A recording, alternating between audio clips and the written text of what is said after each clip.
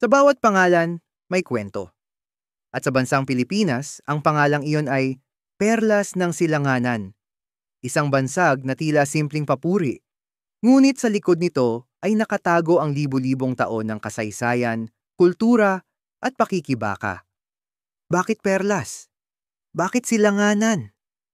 At sino ang unang tumawag sa atin ng ganitong pangalan? Halina't tuklasin natin ang kasaysayan at kahulugan ng bansag na sumisimbolo sa kagandahan at katatagan ng ating bansa.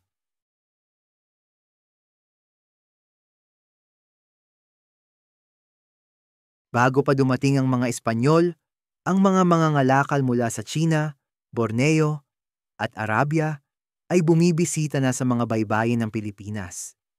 Ipinagpapalit nila ang sutla, ginto, at mga hiyas, at dito nila natuklasan ang mga natatanging perlas mula sa ating karagatan.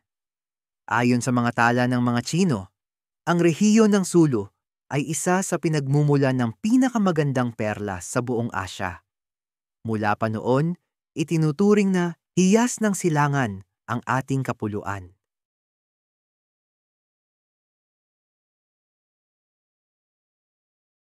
Pagsapit ng ika-16 na siglo, dumating ang mga Espanyol at ginawang kolonya ang ating bansa. At dito unang lumitaw sa mga aklat at tala ng mga dayuhan ang bansag na Pearl of the Orient. Para sa kanila, ang Pilipinas ay parang perlas na nakatago sa dagat ng silangan. Maganda, mayaman, ngunit kailangang sakupin at pagyamanin. Ngunit sa likod ng kagandahan, naroon ang pagdurusa ng mga Pilipino sa ilalim ng kolonyalismo.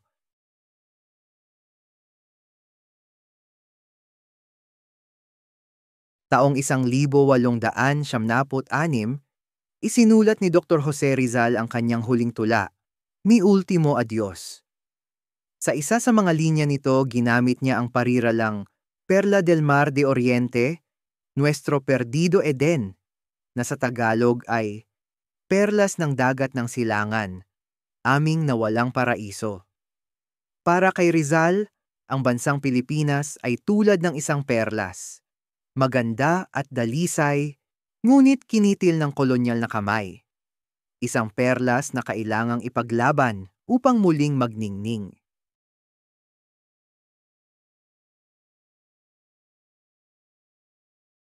Ang perlas ay hindi basta hiyas. Ito ay bunga ng sakit at pagtitiis. Nabubuo sa loob ng kabibe matapos matamaan ng buhangin o dayuhang bagay. Kagaya ng Pilipinas, ang kagandahan nito ay hinubog ng sakit at pakikibaka. Mula sa mga dagat ng Mindanao hanggang sa mga kabundukan ng Luzon, makikita ang likas na ganda na kumakatawan sa perlas. Maliit man, ngunit may kinang na hindi natitinag.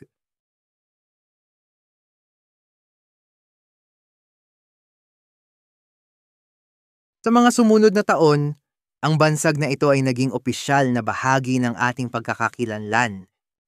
Tinawag ng mga manunulat at historiador na banyaga ang Pilipinas na hiyas ng Asya dahil sa taglay nitong yaman at ganda.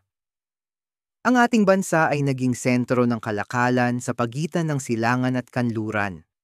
Ang Manila Galleon Trade ang nagdugtong sa dalawang mundo sa loob ng mahigit 250 taon. Ang bansang ito, maliit ngunit makabuluhan, ay naging tulay ng kultura, relihiyon, at kaalaman.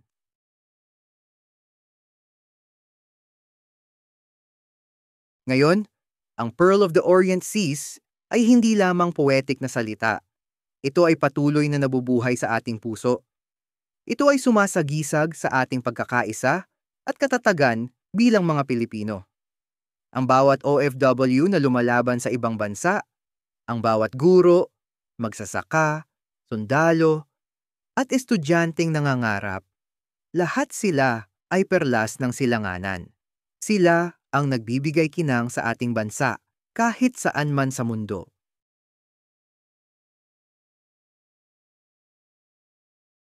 Ang pagiging perlas ng silanganan ay hindi tungkol sa ginto o yaman, kundi sa kakayahan nating manindigan at magningning sa kabila ng dilim. Ang bansag na ito ay paalala na sa bawat unos, muling sisikat ang araw, at sa bawat sugat, muling lilitaw ang kinang ng ating lahi. Ang Pilipinas, isang bansang may pusong perlas. Matatag, marangal, at laging nagliliwanag.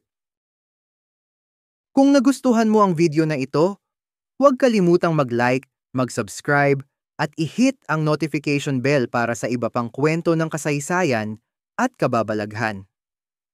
Ito ang PH Fact Vault at hanggang sa susunod nating paglalakbay sa kasaysayan at kababalaghan.